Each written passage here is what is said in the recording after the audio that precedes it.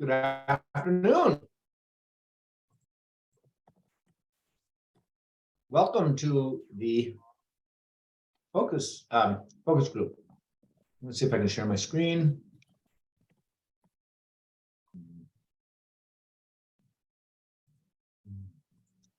1 second.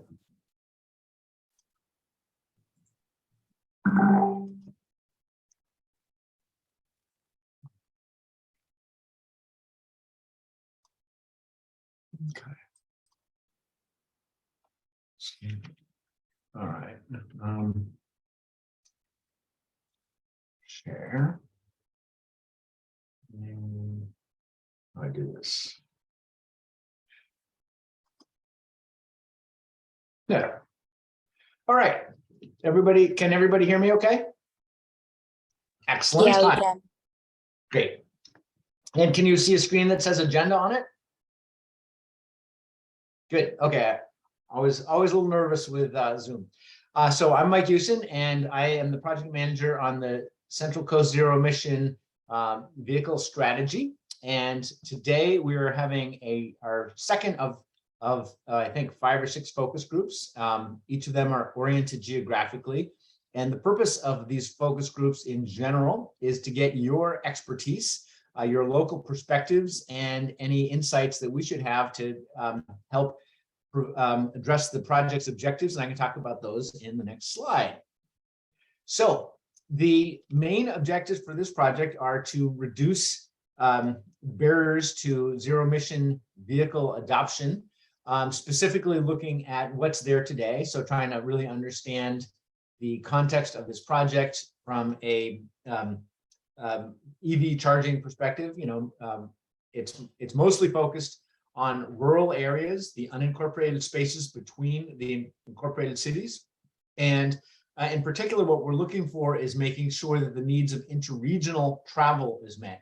As you are probably aware, range anxiety, so-called range anxiety, is one of the major obstacles to EV adoption throughout most places. California has more chargers than anywhere else I work, but even in California, there's insufficient chargers for the future needs of electric vehicle drivers. The second goal is to look at the key challenges, and those include the gaps and the barriers to interregional travelers for motorists. Also, we're looking not just at light-duty vehicles, but regional transit and goods movement, meaning trucking. So we know that trucking is becoming electrified, and that's still in its infancy, but trucks do need to move up and down our corridors. The third is looking at it through an equity lens. Are there specific populations that are particularly challenged with regard to adopting vehicles, electric vehicles? And one of the perceptions is that electric vehicles are luxury cars only available to the wealthy. And that probably was true initially, but that's changing. And if you're driving a lot of miles, it actually makes more sense from an economic perspective alone to be driving an electric vehicle, just because of the fuel and the maintenance savings. And then, of course, making sure that the infrastructure investments that we're addressing through this plan are equitable and accessible to all users. So one of the particular populations that we're concerned with are the residents of multifamily housing, because multifamily housing typically was built before there was any electric vehicles on the roads. And so the electrical infrastructure was never sized to meet the needs of adding chargers to garages. So that's a particular concern, and there's other ways, and hopefully we can address some of them today in today's focus group. Then we also want to make sure that we're recommending various other improvements, such as policies and implementation strategies and charging investments for the needs of different populations through this unincorporated area. And then last but not least, are there funding opportunities that we can help this plan position this region to obtain? So an example is the National Electric Vehicle Infrastructure Program, NEVI, but there's also others, such as local air quality management districts, or utility funding, or state funding, as well as others. So that's something we want to make sure that the results of this plan help make the Central Coast as competitive as possible. So we have a website, and there's a number of different sources of information on there. I think one of the most exciting ones is the existing conditions report, which is a PDF that you can download from that. This is the URL for that, and I guess I can't put it in the chat, but maybe Sarah, if you could add that to the chat, that would be great.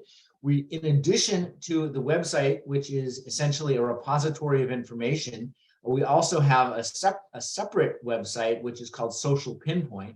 And Social Pinpoint is an interactive mapping tool that allows stakeholders and the public and yourselves to make suggestions as where chargers should be located. And so we've identified different categories of chargers, and you can, and as well as different types of information. So you can add just general project suggestions, or identify where you think maybe DC fast charging should be located, or level 2 charging, or you can identify things that you might like that other people have commented. You can also leave text. So there's a text input that looks like this, and I would encourage everybody to check it out and to see what is being said about this region, and feel free to add input, and please get the word out to others so that that this information can be shared. Obviously, the more input we get, the more inclusive it is, and we want an inclusive process as well. So I'm going to move forward, and I'm going to talk a little bit about what we found so far. So far in the project, in addition to collecting input through Social Pinpoint, we're also did a data research looking at the existing conditions in both Monterrey and Santa Cruz counties. So in Monterrey, we've identified a total of about 384 chargers in the county, of which the majority of those, probably 2/3, are within incorporated cities. The other third are outside the incorporated areas. Again, the focus of this project is in the unincorporated areas. In terms of charger type, the majority of those are level 2 and Tesla chargers. There's also I would say a significant but relatively small number of DC fast chargers. So for interregional travel, which is again the focus of this project, really DC fast chargers are most important. Tesla superchargers are examples of DC fast chargers, but we've broken them out separately because those were up until recently have only been available to Tesla drivers. So we wanted to show them separately. And yes, Tesla is the most widely sold electric vehicle on the roads in the United States. But over the next several years, we're going to start to see more electric vehicles coming from other manufacturers as well. And I believe those will be able to use Tesla chargers with an adapter.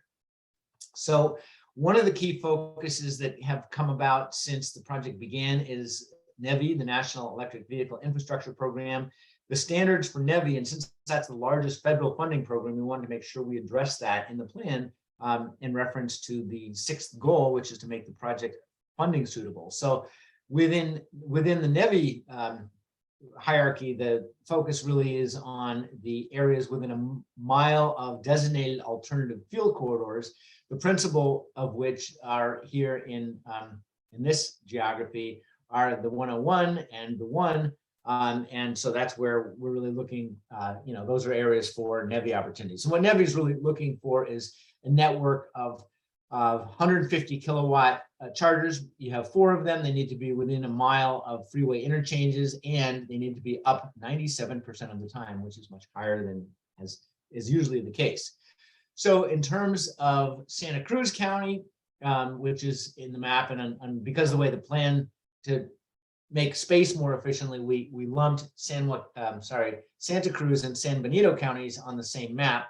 But of course, today's focus group is not focusing on San Benito, but I just wanted to show that to you for context. And as you can see, San Benito County has very few chargers relative to Santa Cruz, which has quite a few more. Again, Santa Cruz has the majority are level 2 chargers with a minority of DC fast chargers, quite a few Tesla chargers as well. But again, in this case, it's a little bit more than half of them are in the, about a quarter of them are in the unincorporated and 3/4 are in the cities. So again, with showing Santa Cruz County, you can see that the same corridors are the locations that are designated alternative fuel corridors, as well as the 12 and the 152. And you can see where those buffers are located in this area. And I would encourage folks to download a copy of the existing conditions report, which has all of this information plus much more. And that is available, published on the website that you can access. So hopefully that provides a very high level overview of where we are in the project and what we're trying to achieve, what we found so far.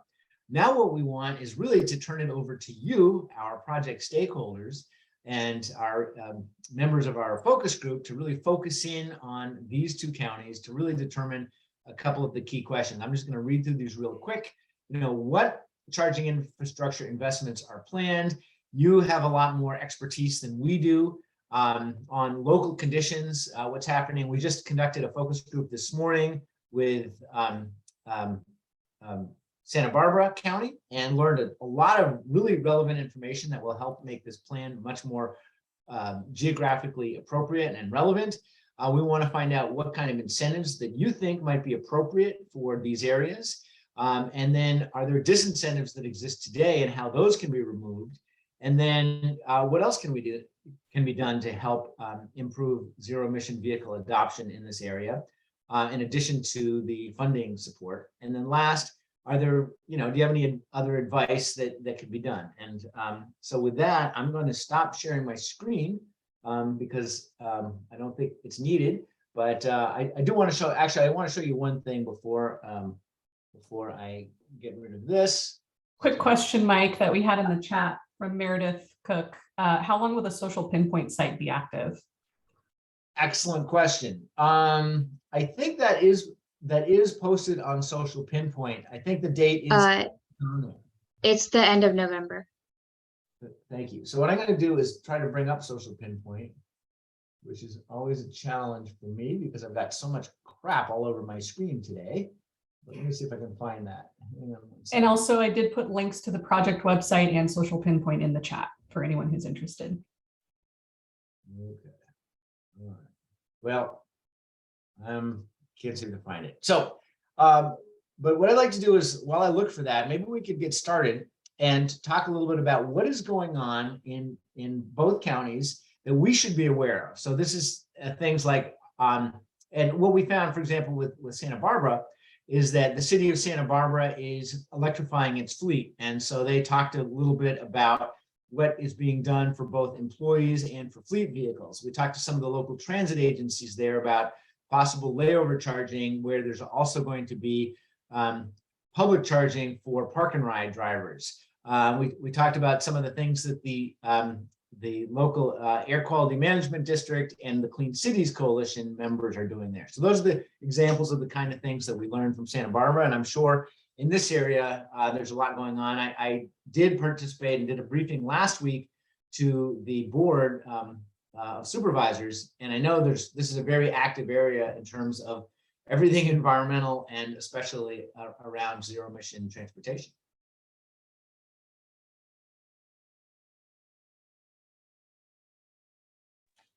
Mike, would you like us to just speak up, raise our hand? What's Sure. What would be probably easiest is just to raise your hands, and then Maya will call on you, and then Sarah and I will be capturing your input with notes, and we're also recording this as well. Go ahead, Alex. Thank you. Sorry about that. So, Micah, I think the word that came to mind when I read the report was disingenuous, and I know that's definitely not what you want to hear. But there is something profoundly bizarre about the entire process of this study. And I don't think it's you. I don't think it's the Regional Association of Governments. I think it's coming from the top. I think NEVI is looking at this with a kind of bizarre lens. And I say that as somebody who wants to see a transformation to electrification at every level when it comes to transportation. So I would love to see it on, cross-country trucking, intercity travel, all the rest. And that's great. And I think the interregional travel thing is important. It's part of what's going on. But then there's sort of this weird perception of like, oh, right, there's this thing called equity. We better check that box by putting in the equity box and saying we're going to do equity. So let's just say the word equity, and then we will have done an equitable study. And I think it's completely bogus. It doesn't make any sense to me that the entire focus of this is interregional travel with this really slight mention of equity thrown in there. And it's completely nuts to me. It doesn't make any sense. And I'll give you the background for me is that as a city where over 80% of our residents identify as Latino, we struggle to get EV adoption happening on a city scale. So even having something like the social pinpoint, in order for me to use that, I will have to either be somebody who already drives an electric vehicle or somebody who's thought about it a lot. And so for you to have a map where I would say, oh yeah, I think there should be EV charges here, is meaningless for somebody who the concept of an electric vehicle isn't even something they've considered before. So what is an EV charger without an EV? It's completely meaningless. And so the equity lens, the equity, that we just keep saying it over and over again, we actually need to be doing it.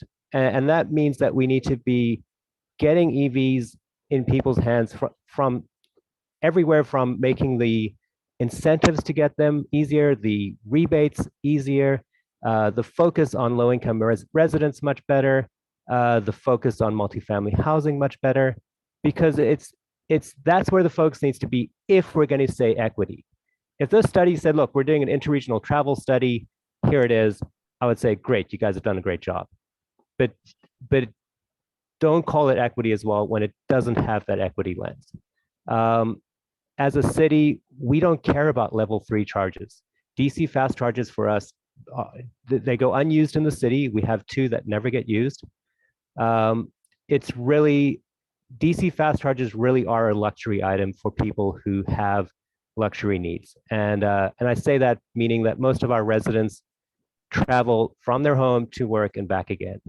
They do not need to pull up on the side of the freeway, charge their Tesla in 30 minutes and get back on the road.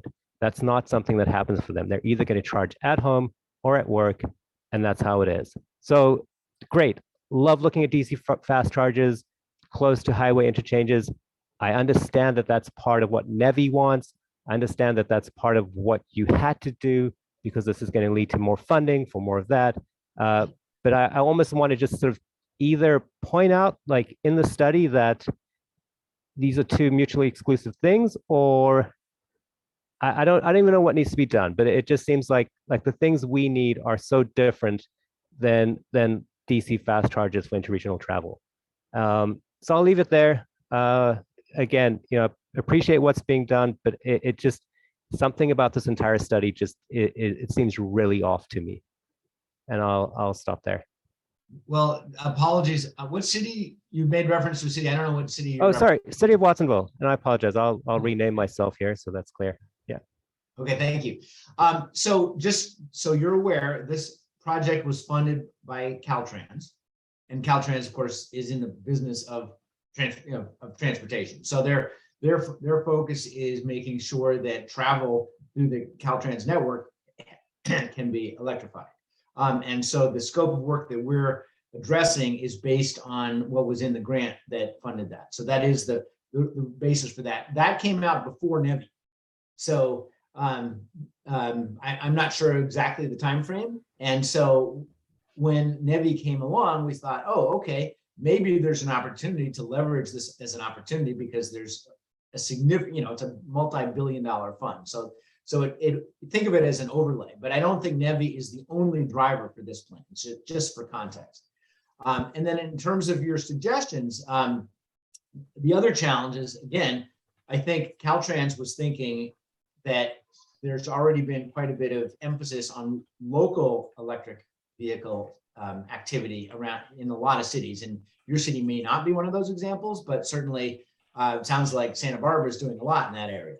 And so the focus is primarily, but not exclusively, on interregional travel in the unincorporated areas. And that's why DC fast charging makes sense because there's not a destination necessarily. You're there specifically, you're trying to get through a corridor and need charging. That said, I think DC fast charging is an alternative for folks that don't have access to charging at home or at work.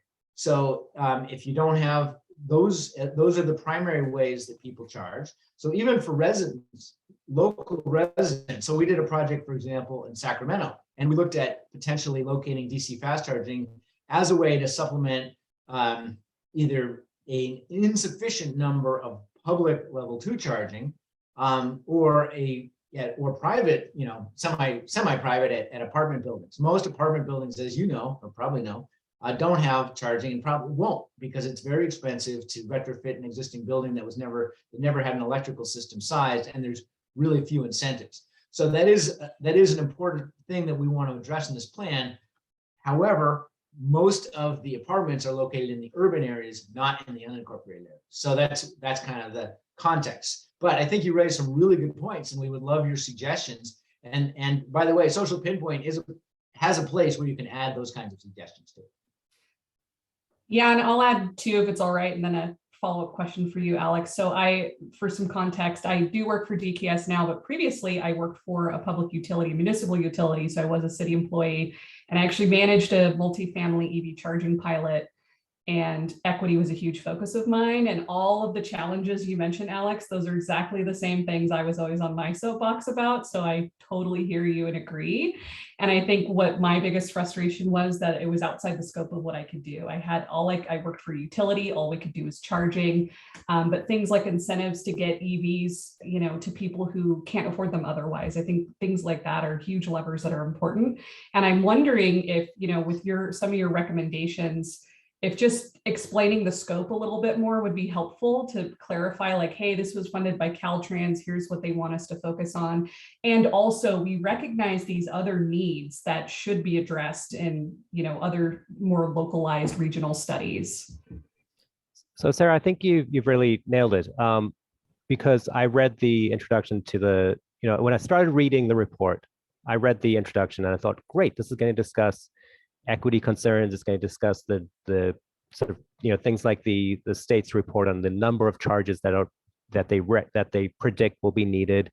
I really thought it was going to be a more holistic look at EV adoption, and then read the report and I was like, oh, this is really only about interregional travel, and I really, not in any way am I faulting DKS or the report as a whole. I think the only thing missing is that explanation of, look, there's all these needs, there's all these issues. This report only focuses on interregional travel and trying to get more DC fast charges in rural areas. That would be great, because that's again, it's needed. It's something that's important, but it's not I would not consider any of that an equity issue. I really think that DC fast charges for interregional travel are essential for commercial vehicles. But as far as disadvantaged community members, I would have to guess that that's probably the lowest priority for them. That the highest priority for them is having accessible, affordable charging where they live, or accessible, affordable charging where they work. And typically the other issue we look at is, how do we get EV adoption in low-income communities? It's not going to be the high-end vehicles that typically can take advantage of a DC fast charger. We're looking at ways to potentially get used electric vehicles in residents' hands. A lot of the more affordable baseline models do not include DC fast charging. They are now, but again, a used vehicle is typically 5-8 years old. And 8 years ago, DC fast charging options were not included in all models. And so again, it almost felt to me like whoever created the grant for this report didn't quite understand what goes into driving an electric vehicle. Like, it made me feel like whoever structured this had not driven an electric vehicle. And that's sort of it felt like a miss. Like, oh, I wish whoever came up with this concept had actually driven an electric vehicle, because it's not just like you need a replacement for gas stations that are electric. I think that's a very common misconception about electric vehicles. Like, oh, we just need to swap gas stations over to DC fast charging stations. You know, I own an electric vehicle. I think I've used a public facing charging station maybe 4 times over the last 4 years. And again, I don't think I'm that unique or different. It's just that I have electric vehicle charging at work. I have electric vehicle charging at home. I really just have no need for public facing level 2. If I didn't have it at home, then I would be looking for something, you know, that I could plug in near my house.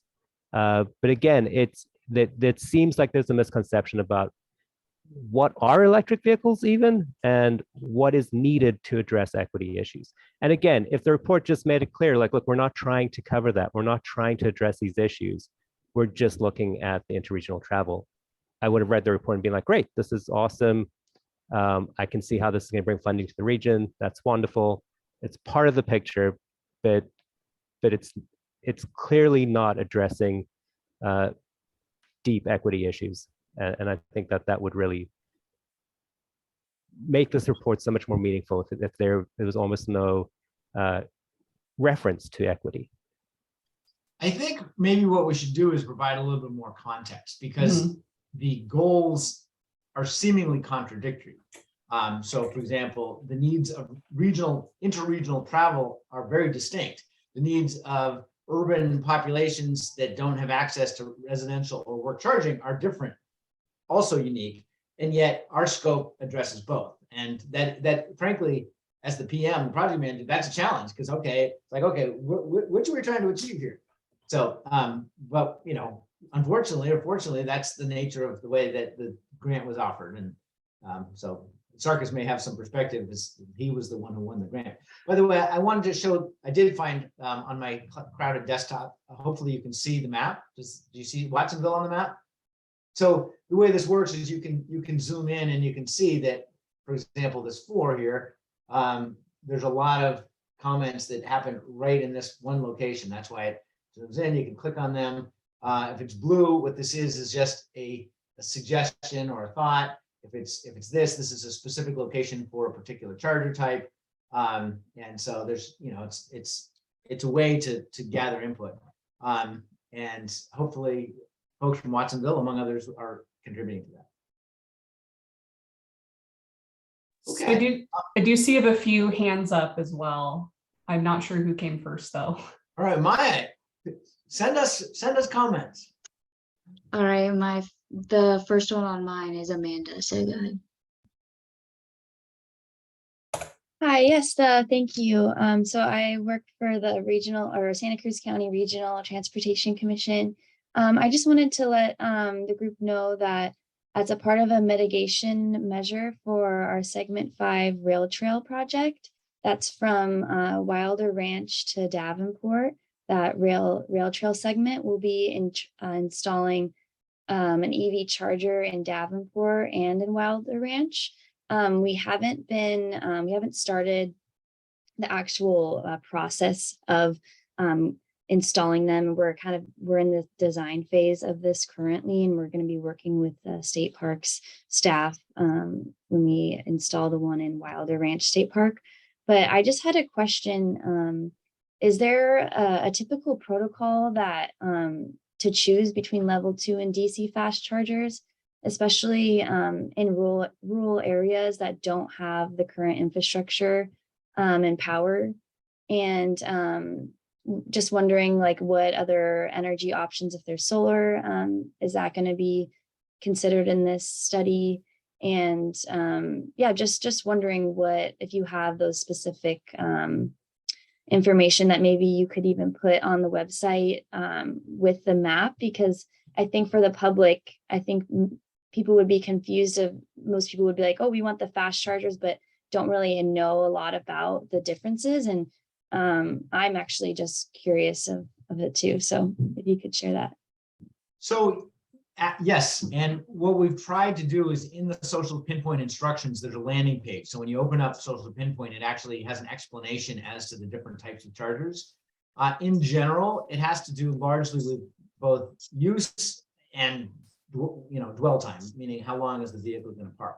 So for example, in anywhere where you, and by the way, there's a significant cost difference between a level 2 and a DC fast charger, especially on the high power chargers.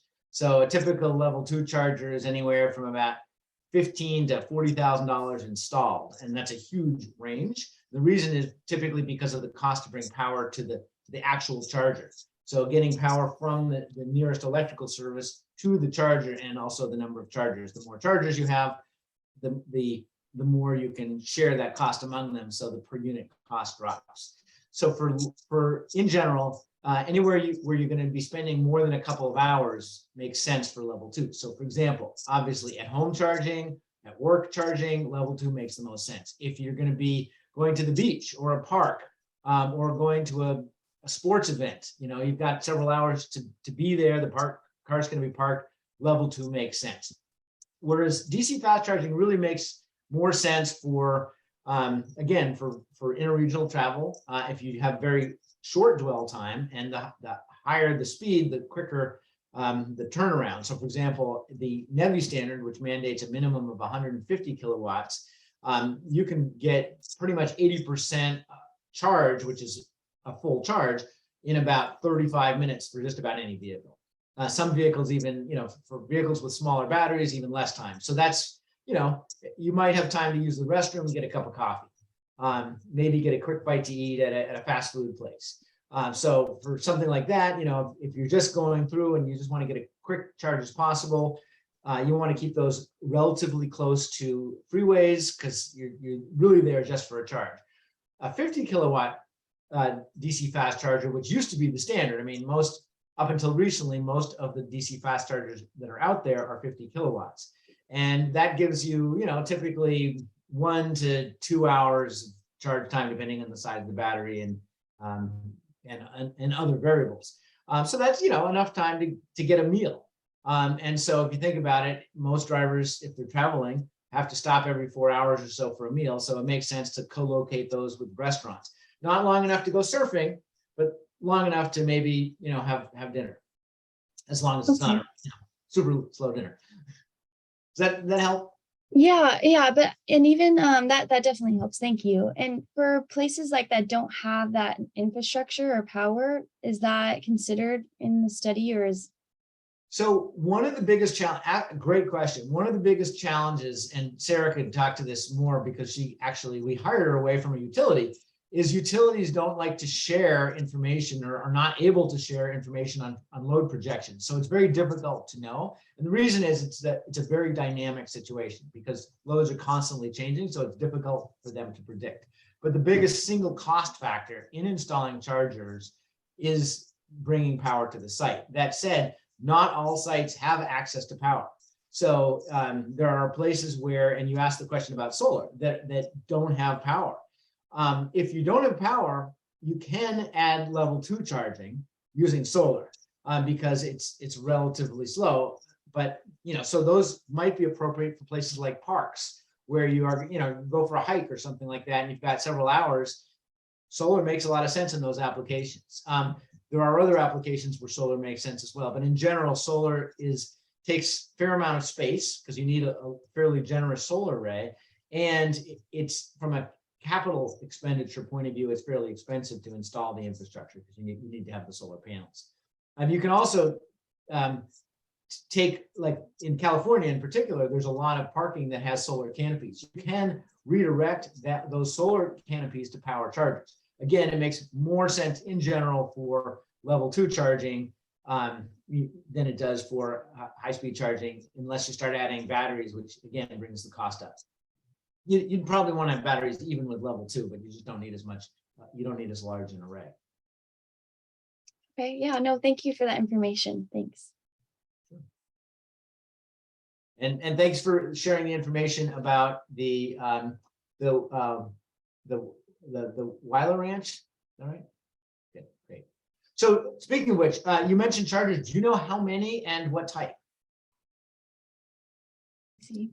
No, well, we have, just one. So one in Davenport, the city of Davenport, and then one at Wilder Ranch. And we have not determined the type at this time. That's why I was curious to ask, and the project lead on this asked me to pose that question to the group if you have any standards in rural areas, but your answer of level 2 and solar powered might be the most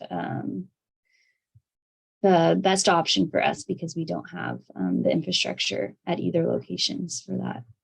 So, and again, the other question, of course, is who the user group is. So Wilder Ranch is a park? Yeah, Okay, it's a state. Okay, so state parks, typically we recommend level 2 because, you're not going to go to a state park for less than a couple hours typically, right? So, and then for City of Davenport, that sounds more urban. So then that's going to be probably a mix of users. So depending on, and usually there's power in cities. So typically we would recommend a mix. So both level 2 and DC fast charging.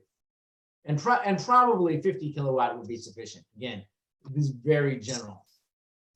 Okay. Great. Thank you so much. Sure. So what else is going on in this part of the world that we should be aware of to address in this plan?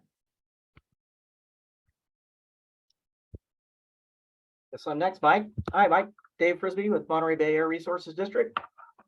Just wanted to share with you some of the work that we've been doing over the last few years and how we've approached installing EV infrastructure.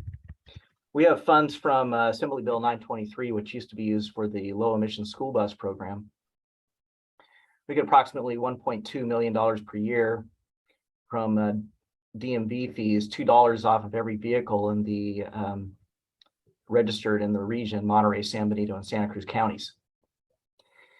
About 6 years ago, we started a program. We call it Plug in Monterey Bay. We did a competitive bid process, request for proposals. We had proposals from several companies to install EV infrastructure, and we tapped into EV Range, or Recargo initially, ChargePoint, and Beam. And so with the help of these 3 companies, we set up several parameters for them. Essentially, we wanted to see charging going in MUDs, along corridors, workplace, and destination charging. And so with those, with the help of these companies, they did all the legwork on getting the site hosts and determining the locations based on those parameters. And we've essentially been able to add pretty significant charging infrastructure along the Highway 101 corridor. We funded the installation of a bank of 200 kilowatt chargers at the Prunedale Shopping Center. One recently got finished in Soledad next to the Starbucks. We did the DC fast charge 50 kilowatt stations at the Camp Roberts rest areas. And then we've done a number of level 2 chargers throughout the region as well. We also contracted to get all the Target stores in the region equipped with DC fast chargers. So that was our approach. We've got 2 more projects that we're looking at funding. One is let's see if I can pull it up.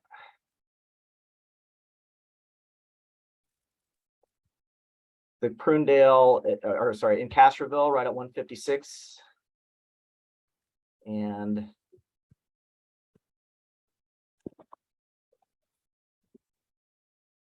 uh, 156 and Castroville Boulevard.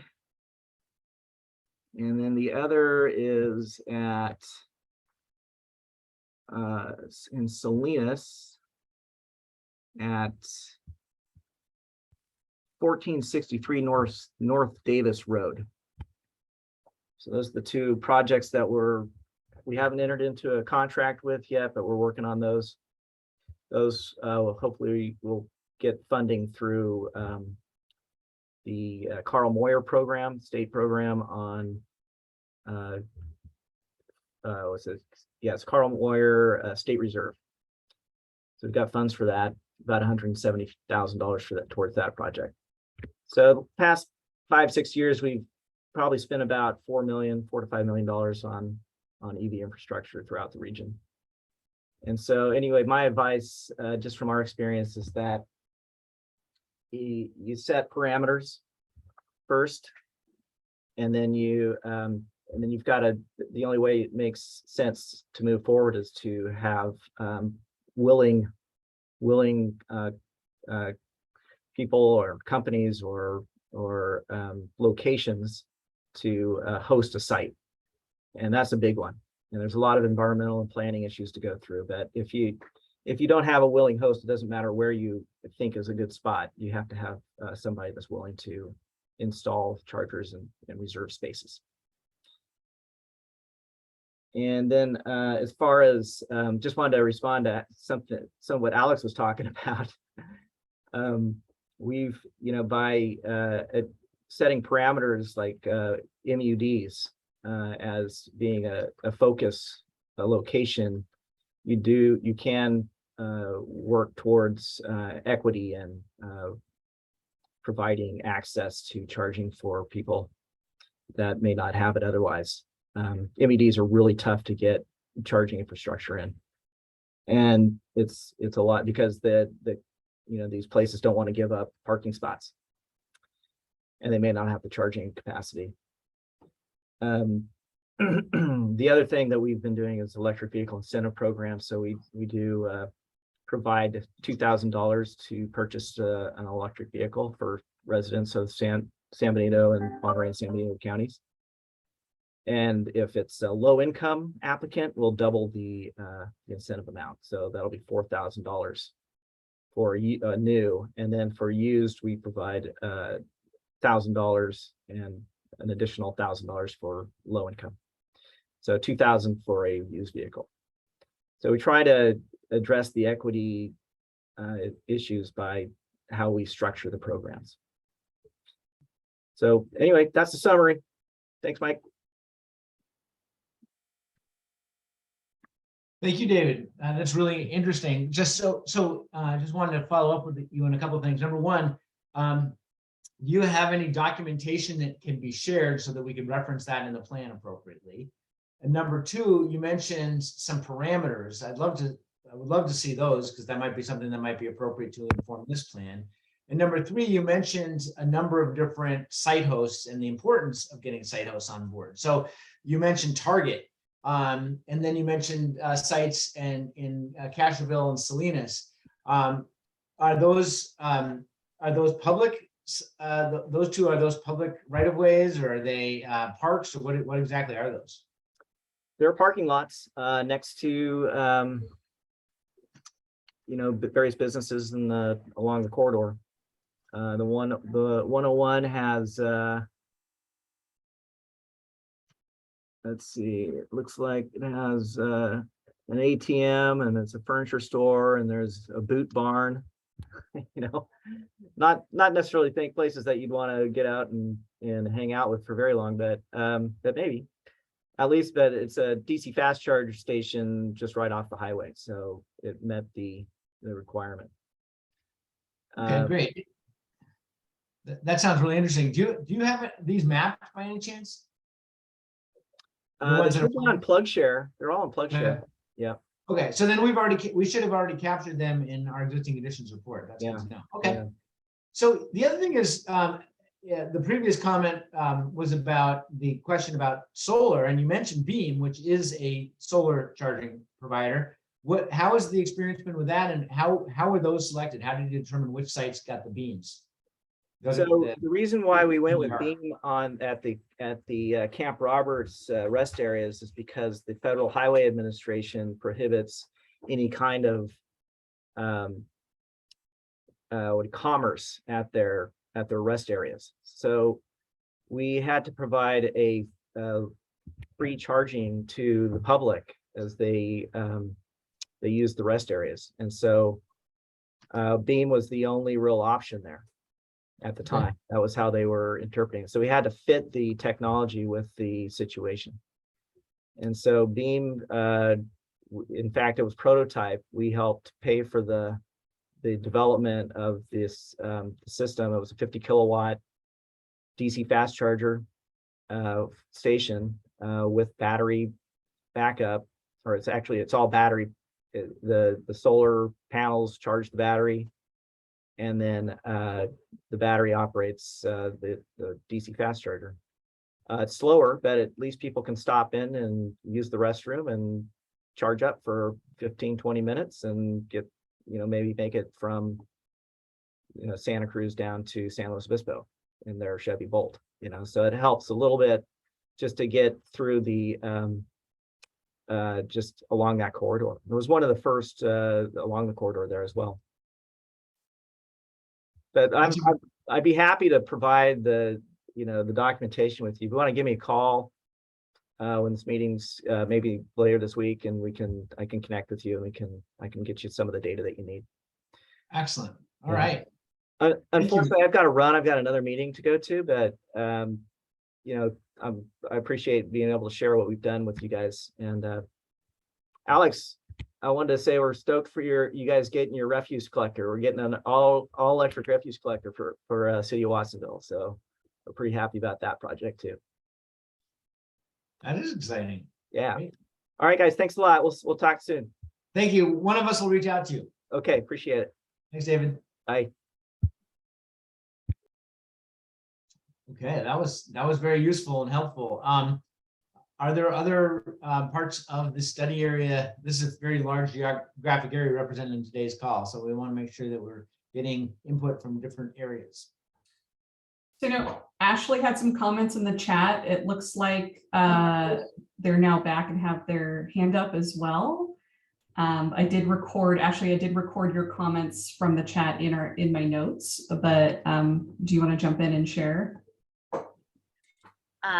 Sure. No, I think that the couple of comments that I put in the chat are good, and I can expand on them like on a one-on-one maybe or whatever works. And then the other thing that came to mind as we were talking about, these multi-family situations is I just wanted to kind of share that in our region, our Central Coast Community Energy has been kind of passing around some technical assistance about model codes for all access in multifamily unit dwellings. And so that's one of the good ways to try to reach that segment. So anyway, just wanted to share that we've been looking at trying to bring that forward in the county, and the only thing is we don't really think it's going to have a ton of impact because we don't have a ton of new developments in that way.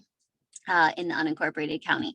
So it's definitely a good strategy for incorporated areas. And it's something that we think we can lead on maybe at the county, but that is an area where more support I think would be great in getting people access to stations. But other than that, I think I shared everything else in the chat, I think. Excellent. Well, if you come up with 10 minutes after the call and you come up with other things, feel free to, you can either email us directly or post it on Social Pinpoint because that's, then everybody has access to that information.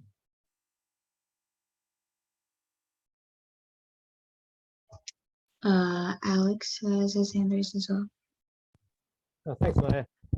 Just wanted to reiterate that we are getting an electric garbage truck, so that's pretty exciting. And that does sort of necessitate a DC fast charger that will be in a corporation yard to charge that vehicle. The other thing I wanted to mention is that we are pursuing a streetlight charging program, emulating what was done in LA. And so this is something we think will allow us to get a lot more level 2 charging in low-income multifamily neighborhoods. And the sort of concept behind that is roughly every 20 streetlights has its own electrical service, and that service is typically 100 amps, which means that there's excess capacity that allows an EV charger to be placed on the same service. So we're hoping to pilot this and also normalize it. It does require some coordination with potentially Caltrans, if it's Caltrans right of way, also with PG&E, because typically street lights are unmetered. And now we're adding a unpredictable use on a very predictable use. So this is something that we're hoping to pilot, but could potentially be deployed everywhere where street lights are used. And again, getting that very dispersed charging network out there, so it's less focused on parking lots or commercial areas, but just charges everywhere is basically the concept we're trying to emulate based on what has been done in LA. So is there a write-up of this program? Not yet. No, I reached out to the streetlight engineer in LA. They have that many streetlights. They have somebody whose job title is that. And the person I spoke to, Mike, I'm happy to share contact info with you. Just really, he said that the complaints they get is that there's not enough chargers. That's the feedback they get, is that people just want more and more. And they put in something, I think he said 580 level 2 stations since the program began, and he thinks they're going to get another 150 by the end of the year. So I something I'm very excited about, because it really has that sort of equity component to it, that these are really being dispersed in everywhere. Yeah. Well, thank you for adding that. So this is the first, you beat me to it. One of the questions I wanted to ask was about right-of-way charging. So one of the things that jurisdictions can do, because you raised, or somebody, no, I guess it was David who raised the issue of site hosts. So one of the things that jurisdictions can do, because they are the site host of right-of-way, is provide right-of-way charging. And so we're working with a number of different jurisdictions, although LA isn't one of them yet, that is doing right-of-way charging. So I'm excited to hear that. And we are including recommendations, by the way, Sarkis and Maya, for this project on that. So it'd be helpful to cite actual examples from within the study area. So that's why the more we can learn. In particular, what I'm interested in is what parameters are being used to prioritize. So which of the power, and I'm assuming it's the power poles with the transformers. So wherever you're going to add a drop for the new charger. And we're identifying a number of different charging technologies. Here in Seattle, where I'm based, and Sarah's based, City Light, our local utility, has got a really innovative project using EVS Inc. I think LA is using Flow, if I'm not mistaken. So there's a number of different vendors that are out there that are prioritizing this. I was talking last week to ABB. They want to get into that market. So it's obviously an area of growth for the industry. Mike, to answer your question about prioritization, for us, we're just trying to find a pilot where we can, close to a panel that there's already conduit, whatever it is. Just the first ones have to demonstrate that it's possible, and that the costs are much lower than the conventional approach to EV charging, at least level 2 EV charging. That's what we're hoping to demonstrate. But from there on out, it's kind of the Wild West. It's really, I'm most nervous about interacting with PG&E. I don't think that messing with their streetlight charging schedule is something that they want to potentially take on. So again, as much as you can push that in the report, I would greatly appreciate it. We will include recommendations to encourage utilities to support this. Thank you. Appreciate it. All right. As someone who previously worked for a utility, remind them that it's an opportunity to sell power.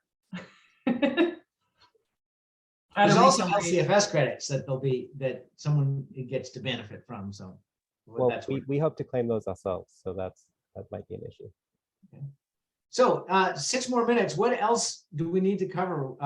Other input, suggestions, thoughts? We've got a lot of really great input so far. Hello, my name is Norm Tuitabuki. I'm the Chief Operating Officer for Monterrey Salinas Transit District. Just a brief overview about what we're doing on our side. We're really focused on the innovative clean transit regulation that came down, and we completed our zero emission bus rollout plan, which requires us to start purchasing electric buses beginning 2026. I believe it's 25% of all new transit buses have to be zero emission, and then beginning in 2029, 100% of all of our bus purchases have to be zero emissions. So we are kind of wrapping up, the things that we're doing in the short term right now, which is identifying funding to buy battery electric buses. We do have 5 battery electric buses that we operate now, but we're limited by range. And so we're interested in finding some connectivity, between regions. Previously, before the pandemic, we used to go into San Jose and we'd go as far south as San Luis Obispo. And those routes averaged more than 500 miles a day from pull in to pull out. So, there's no way we can do anything like that, not even with hydrogen fuel cells. So we are keeping our eyes on, what's happening in the industry and planning to take advantage of every opportunity that we can as far as funding and, connecting with like Santa Cruz Metro. I believe they're going hydrogen, I believe. And so maybe there's an opportunity for us to hook up with them somewhere, maybe in Watsonville over there somewhere, and share some charging opportunities. So are you considering hydrogen as well? It seems like for that kind of application, hydrogen might make more sense. Yeah. It seems like the trend in the last, 2 years in public transit has been the move from battery electric over to hydrogen fuel cells. So I was down south in Orange County about a month ago, and it seems like all of the transit agencies down there are moving to hydrogen fuel cell. So you can get, like up to 300 miles range per fill. And then on top of that, to refill a bus, to refuel it, it's anywhere between like 6 and 12 minutes. Whereas, battery electric, you're lucky if you can get 150 miles, and then you're looking at 4 to 6 hours to recharge. Yeah, no, it seems to make sense, especially, for cities that have relatively short routes and have plenty of layover, you can get by with battery. But for long haul freight, for long haul transit, fuel cell certainly makes a lot of sense. Especially, and you can, the biggest problem is the cost of the infrastructure. But if you can share that infrastructure with another transit agency, that certainly makes some sense. Yeah, and then we're looking at extending the range through on route charging. But the different applications that are out there right now, we haven't chosen one specific one. I've tinkered with Proterra buses that use the overhead chargers, and they were there was a lot of opportunity for. I'll leave it at that. It was really, really challenging. Yeah, well, those are serious distances. Okay, we have a few minutes left. Anything else? Sarkis, do you have any closing remarks? And we'd be more than happy to talk about project schedule. Yes, Mike. So if you could go over what's going to come up on the horizon for folks. Thank you. All right, Sarah, do you want to bring up the Gantt chart? Sure. Let me. And while she's doing that, I just want to thank everybody for your time and your input, and also your dedication to electrifying transportation. Obviously, there's a lot going on in this region, and that's really exciting. And I think many of you have given some great examples that I think we should cite in the report to show, not just what could be done, but what is being done specifically in this region.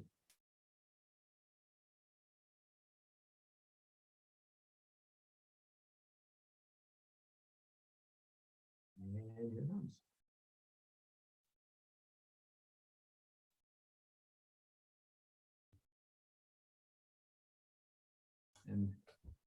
And if other ideas came up or things that we didn't cover today and you forgot about, definitely let us know, because I think we want to make sure this is inclusive and accurate.